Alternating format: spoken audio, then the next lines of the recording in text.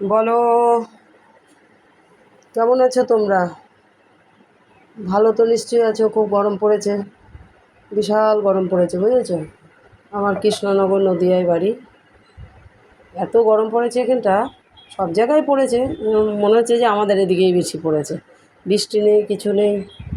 যাই হোক, তাও তো সুস্থ থাকতে হবে, ভালো থাকতে হবে, নাহলে দেখবে কী করে না? এ দেখো, ছেলের রুটি দিলাম, 4টে রুটি। প্রতিদিনই 4টেই দিই, খায় 2টো কি 3টে। আর ওখানে যেখানে কাজ করে সেখানে কুকুরগুলো আছে না, কুকুরগুলোকে দিয়ে দেয়, 1টা 2টো দিয়ে দেয়।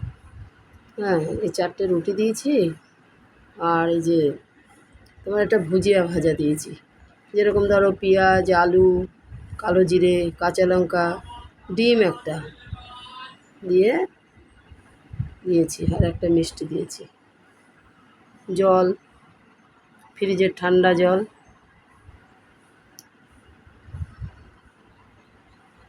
তো ভালো থাকো, সুস্থ থাকো,